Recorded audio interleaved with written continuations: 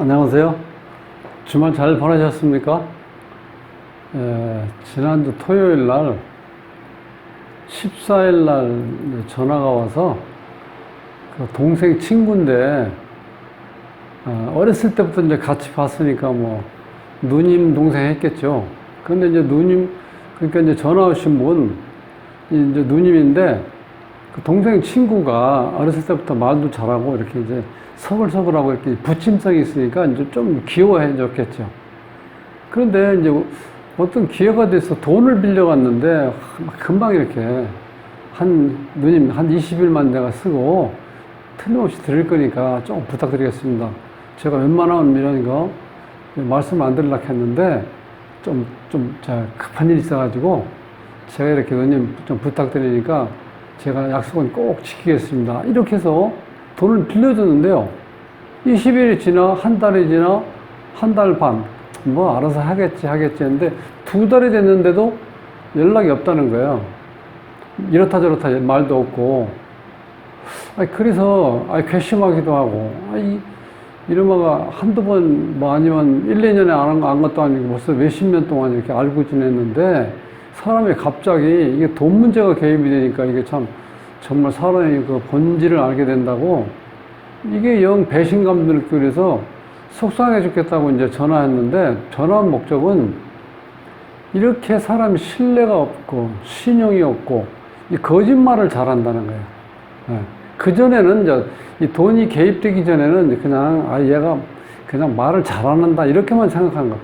사람이 누구나 마찬가지. 이 돈이 개입되지 않으면요 그냥 이렇게 부담 없이 듣는 거예요. 그냥 재미있다 뭐 이렇게 표현할 수도 있고 너 말을 참 잘하고 유머러스하다 뭐 이렇게 할 수도 있고 그런 상태였는데 돈이 딱 개입되고 나서 그 약속이 안 지켜지니까 모든 게 어떻게 돼요?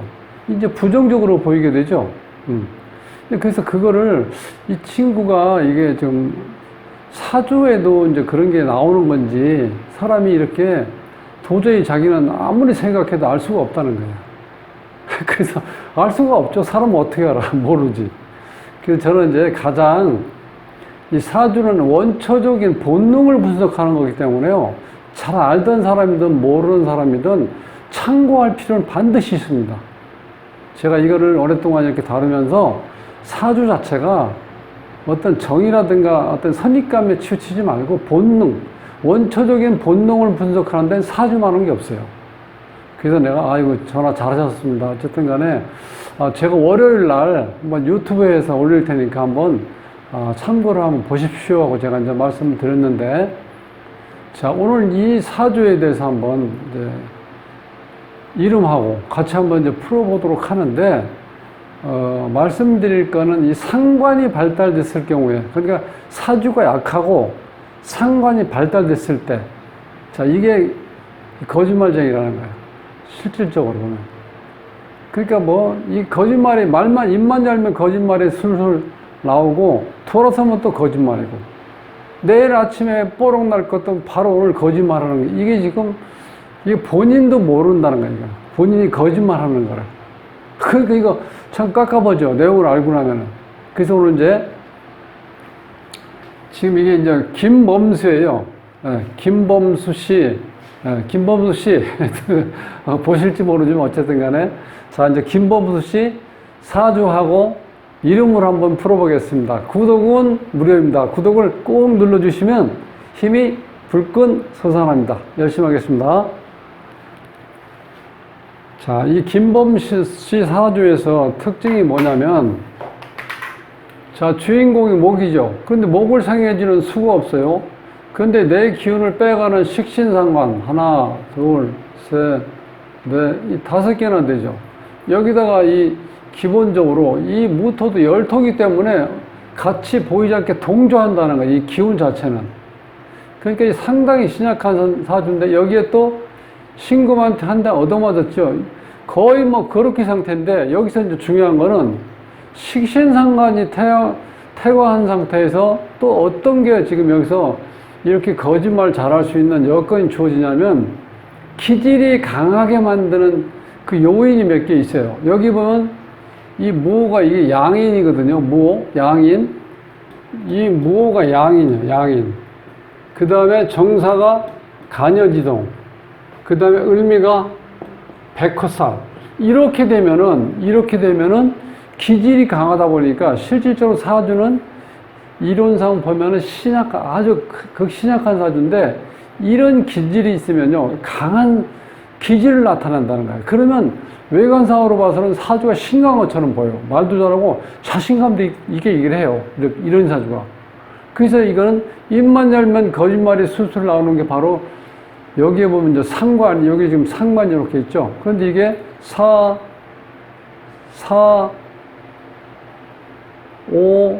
미 이렇게 해서 이게 전부 다 이렇게 돼요.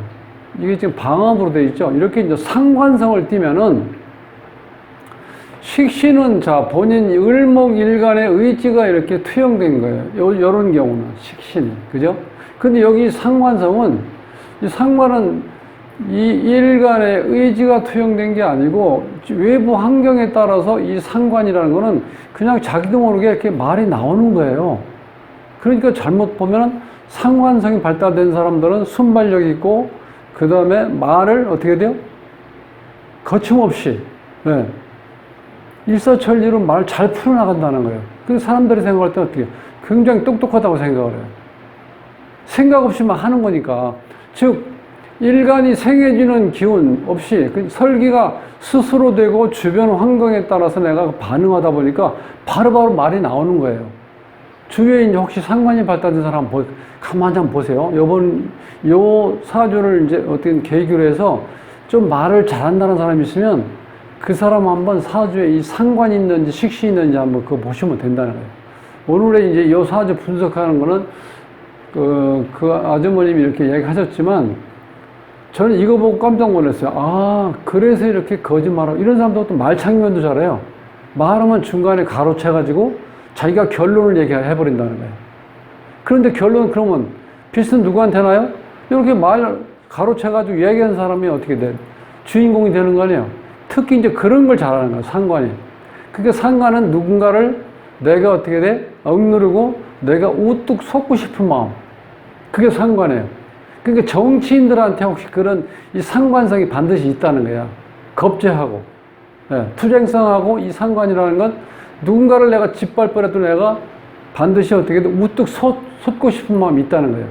그러니까 맨날 멱살 잡고 싸우면서도 때가 되면 점심 먹으러 같이 가자 그러면 이렇게 하는 거예요. 정말 우리가 봤을 땐 이해가 안 가는 거죠. 그런데 사주에 이런 어떤 이 오행에서 육친에서 그런 구성 요소가 있으면 그런 현상이 일어난다는 거야. 그래서 사주를 조금 공부하시면요, 정말 어떻게 보면 스트레스를 덜 받아요. 왜? 아, 네가 그렇게 타고났기 때문에 어쩔 수 없구나. 이렇게 내가 이해하면 된다는 거예요. 그래서 오늘 지금 이 전화하신 분한테는 속상하지만 우리는 이 공부할 수 있는 좋은 기회가 온 거예요. 상관이 이렇게 발달됐을 때는 일간의 의지가 투영된 게 아니고, 자, 의지에 관계없이 설기 당하는 거고, 일간이요. 그리고 주변 환경에 따라서 나도 모르게 말이 나오는 거예요. 그게 상관성이 발달된 사람의 특징이라는 거예요. 그럼 여기서 이제 결론은 다 나왔죠. 누가 보더라도. 자, 을목일가인데 나를 생해주는 인성이 없고 내 기운을 설기시키는 식신상관이 너무 강하죠. 이 미도 어떻게 돼요? 사오미에서 이게 완전히 지금 좀 화국으로 바뀌어버렸죠. 방합으로. 여기 또 정화도 포함되고. 무토도 어떻게 돼요? 열기를 품고 있으니까 같이 동조하는, 이 전체 기운이 다 이렇게 된 상태이고, 설기를 당하고 신금한테 극을 당하고 이 상태로 되는 거예요. 그러니까 상당히 어떻게 보면 권투에서 보면 거의 뭐 그렇게 상태인데, 여기서 이 기질 때문에 이 사람이 살아가지고 그렇게 말을 잘한다는 거야. 백호를 가지고 있고 간여지동이 있고 양인이 있으면, 이것도 양인이 어떻게 돼요? 칼이요, 칼. 피를 보는 거. 백호도 피를 보는 거죠. 이런 사주는요, 특히 이 백호살을 달고 온 사주는 생사권을 쥔 직업을 하면 정말 본인이 보람 있게 살면서 어떤 일을 하든 뭘 하든 간에 성취감을 느낄 수 있는 그런 거예요. 생사권을 쥔 직업이라는 건 잘 아시죠? 군경, 검찰, 그 다음에 뭐 의사, 법무사, 변호사, 그 다음에 요즘에는 뭐 사회복지사, 요양사 뭐 이런 거. 실질적으로 생과 사를, 즉, 그러니까 이 백호의 특징은 기어이 핏빛을 보고야 만다는 거예요. 그러니까 내가 능동적으로 어떤 취했을 때 의사는 피를 보는데 의사가 어떻게 돼요? 진료 행위를 하는 거죠. 그러니까 보람을 느끼는 거고. 그런데 이 백호사를 달고 있는 사람들이 실제로 생사권은 진 직업에 종사하지 않으면 내가 쉽게 다칠 수도 있고 수술수가 있고 피를 본다는 거야. 그렇게. 그러니까 어찌 보면 우주가 나한테 준 달란트를 안 쓰면은 우주가 묵시적으로 어떻게 돼요? 좀 골탕에 빠뜨린다고 해야 되나? 어떻게 해야 되나? 즉, 자기한테 주어진 일을 안 하면은 어떤 일을 하면서 보람을 못 느끼면서 일이 자꾸 잘 꼬인다는 거. 그렇게 생각하시면 편해요. 그 사주의 특징은 딱 정확하게 나와 있죠. 이 상태에서. 그게 지금 현재 40일 대운인데, 임술대운을 지나가는데, 이게 오면은 기본적으로 지금 인성이 와 있죠. 지금 상당히 신약하기 때문에 또 요 불이 와야 돼. 여기 용신이니까. 와서 이 불을 어느 정도 제압할 수 있는 건 잘 오는데, 밑에가 이제 술이 오면서 이게 술미 형살도 되고 사설 원진이 걸려가지고 상당히 예민하죠. 이 주인공이. 그러면 이제 뭔가 좀 바뀌어 이럴 때. 그러니까 이제 운이 온다는 건 좋은 운이 오면요. 내 생각이 바뀌어버려요. 그러니까 행동이 바뀌죠. 그래서 운이라는 게 중요하다는 거예요. 그 다음에 연호는 이제 이 신축년을 보면 신축이 왔을 때 신금하면 여기서는 어떻게 돼? 나를 또 극하는 거죠. 여기서 또 양쪽에서 극하죠. 이 좋은 현상은 아니죠. 그 다음에 지지에는 축이 오면서 충이 되잖아. 이때는 안 좋아. 신축년. 이민년은 좋죠. 일단은. 천간에 지금 임수가 오니까 나한테 인성운이 오죠.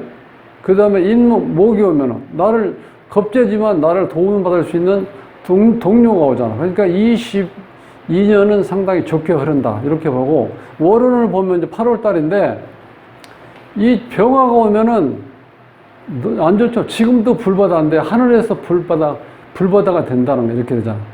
신금이면은 그래도 조금은 낫죠. 왜냐면은 이것이 수를 생성하니까. 여기서, 근데 워낙 화기운이 강하다 보니까 전체적으로 봤을 때 월운도 안 좋다. 일진을 보면은, 오늘 일진을 보면 병신. 똑같이 요렇게 우리가 이제 같은 글자가 겹치는 걸 복음이라고 그러는데, 요렇게 되면 짧은 기간이지만 굉장히 안 좋은 작용을 해요. 그래서 복창 터질 일이 생긴다. 땅을 치고 통곡할 일이 생긴다. 이 정도로 아주 강한 거. 정말 안 좋은 작용이 생길 수 있는데, 여기는 월과 일진이니까 그렇게 큰 작용을 오늘로 봐서는 조심해야 된다. 이럴 때는 웬만하면 밖에도 나가지 마시고, 특히 뭐 돈거래라든가 어떤 이해관계가 얽혀있는, 즉 돈이 개입되어 있는 일에는 절대 관여하면 안 된다. 올 같은 날은 집에서 푹 쉬는 게 돈 버는 길이야. 그렇게 생각하시면 돼요. 이름에서 보면은 김범수에서 이 자원오행이 금하고 수가 왔죠. 나한테 꼭 필요한 금수운. 그리고 요 모근이 왔는데, 요 모근은 나를 어떻게 돼요?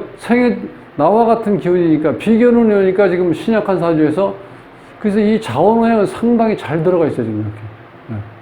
음양조화를 볼까요? 음양조화. 자, 남자니까 홀수고, 음양조화는 안 맞죠. 홀수인데 지금 홀수가 2개 있죠. 요건 좀 잘못했다는 거예요. 음양조화는. 그래서 지금 음양조화는 잘못되어 있어요. 자원오행은 잘 되어 있고. 자, 그 다음에 이제 발음오행은 기억이니까 목, 비읍이니까 수, 시옷이니까 금이죠. 그러면 금생수, 수생목, 이런 경우는 발음오행은 이렇게 잘 되어 있다는 거예요. 우리가 김범수 부를 때 혀가 좀 꼬이는 느낌, 그런 건 안 나오죠. 아주 자연스럽게 나오죠. 계속 생이 일어나니까. 자, 그렇게 보시고, 자, 여기 이제 수리에서 보면은 이게 아버지, 여기가 부, 요거는 어머니예요. 근데 어머니 자리가 지금 공마으로 되어 있죠. 여기서 인성이 없잖아요. 인성, 수기운이. 지장간에도 없어요. 근데 여기 딱 공마으로 나잖아. 그 본인궁의 17이라는 거는 생각보다 이 지금 김범수 씨가 굉장히 예민한 사람이에요. 그래서 신경 예민하고 남 밑에 있질 못해요. 그러니까 인간관계가 이렇게 완만하지가 않다는 거예요.